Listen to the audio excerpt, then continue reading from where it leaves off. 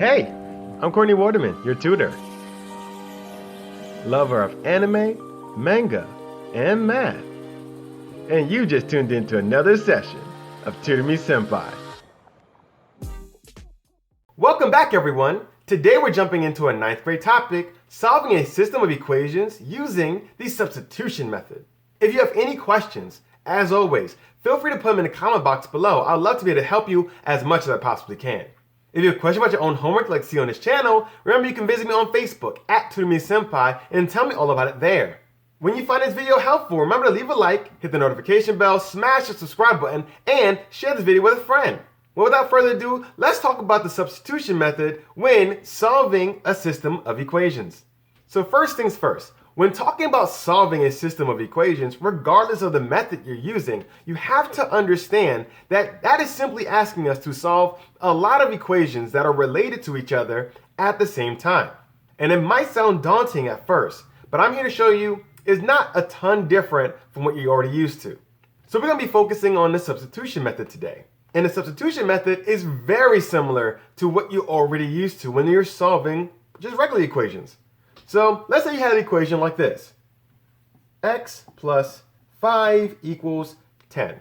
We were all taught back in the day, before you realized that, hey, just from doing some simple math in your head, what that X is, in order to solve this equation, you had to isolate X. So we get X by itself by subtracting the 5 from both sides. So when we do that, we found out that X is 5.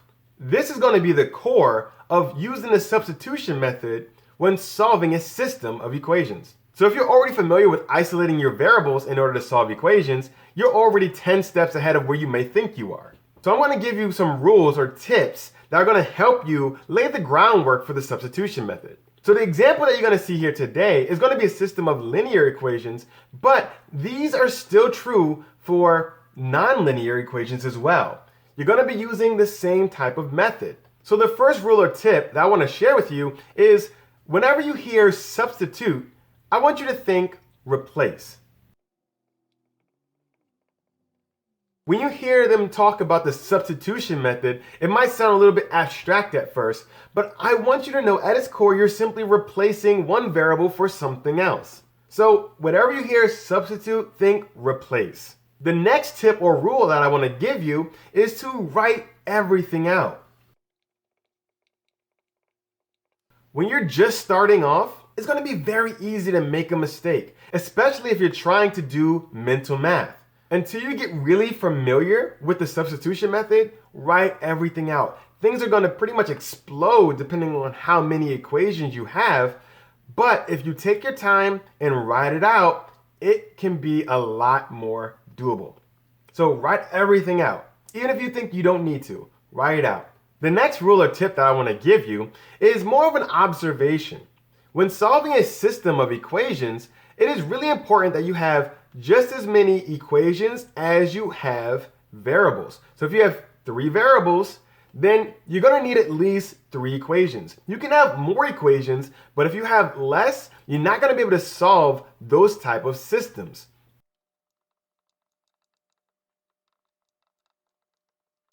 So by making sure that you have equal or at least more equations than you have variables, you're pretty much setting yourself up to be able to solve that system of equations. So these are just a few rules or tips that I've encountered that really make solving systems of equations much easier, especially when you're dealing with the substitution method.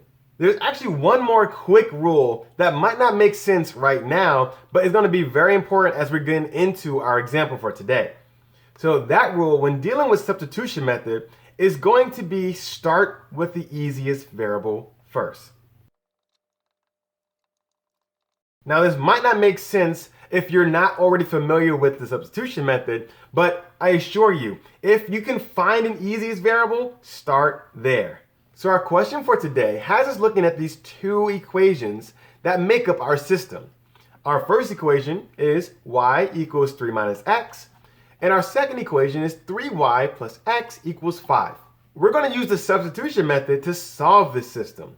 Early on in this video, if you recall, I said solving this system is going to be very similar to how we solve regular equations. We want to isolate our variables.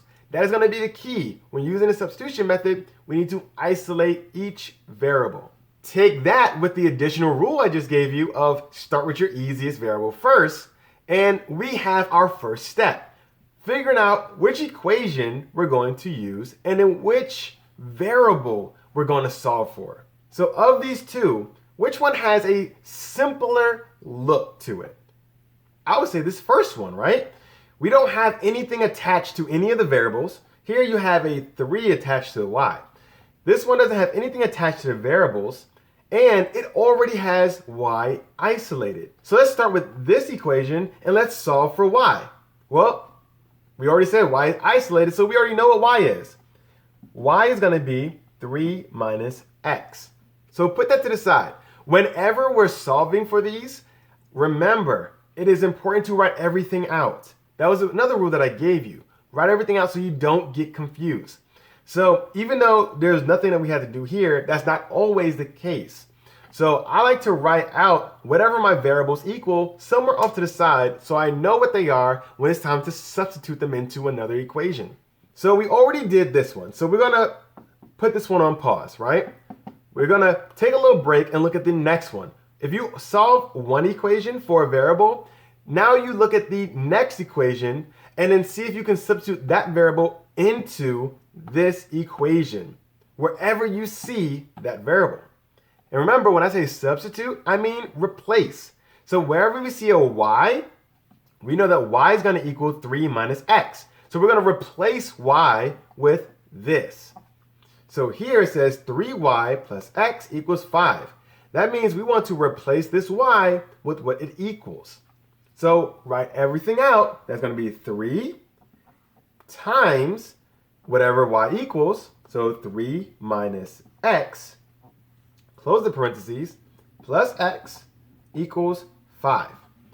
Now you see we went from having two variables in this equation to only have an equation of one variable. That is the goal of using the substitution method. We want to eliminate more and more variables from our equations so we can ultimately get down to an equation that only has one variable. Now that we only have one variable, let's combine like terms and solve for x. So we're going to distribute this 3.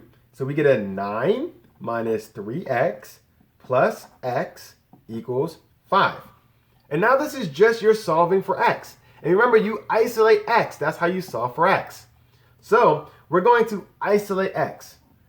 So it's going to be a negative 3x plus x equals 5. And we're going to subtract 9 from both sides. So we bring it over here. And then we're going to combine like terms. So this negative 3x plus x gives us a negative 2x. And then this 5 minus 9 gives us a negative 4. So what does x equal? Well, we're going to have to divide both sides by negative 2. And when we do that, we get x equal 2. So now we know that x is going to be 2. Well, what is y? Well, we can now substitute x back into what our y variable was equal to, right? Because here we have y in terms of x. We know what x is now. So let's replace or substitute x for what it equals. So this is going to be 3 minus 2, which means that y is simply 1. So the answer for this is y equals 1 and x equals 2. That is the answer for our system. These numbers are the two numbers that make both of these equations true at the same time. Remember, a system of equations are related. You can solve for this, and there might be a lot of x's and y's that make this true, and a lot of x's and y's that make this true. But the system is related. So these two make them true at the same time. So you have your answer, but let's check those answers. In math, it's important to check your work because we don't want to just say, yes, y equals 1 and x equals 2, and we messed up somewhere and didn't know it. So let's verify that when we plug these back in, when we substitute the answers back in, we make sure that both of these equations are true at the same time. So let's start with the first one. Y equals 1. So we have 1 equals 3 minus x, which is 2. And 1 equals, what's 3 minus 2? 1. So that checks out. Now let's look at the next one. 3 times y, which is 1. Remember, we're substituting back into wherever we see the variables. Plus x, which is 2, equals 5. Well, 3 times 1 is 3. Plus 2 equals 5. 5 equals 5. This is also true. So we know by checking our work that these two make both of these true at the same time. Thus, this is our answer for today. So I hope you're able to follow in today's example. Remember, if you have any questions whatsoever, if anything was confusing, put it in the comment box below. I'd love to be able to help you as much as I possibly can. If you have questions about your own homework like you see on this channel, remember you can visit me on Facebook at Tutor Sempai and tell me all about it there. If you haven't done so already, remember to leave that like, hit the notification bell, smash the subscribe button, and share this video with a friend who could also use the help. Well, that's all the time I have for today. I really hope it's helped with your homework, and I'm looking forward to see you again next week. I'm Courtney, and this is another session of Tutor Me Senpai.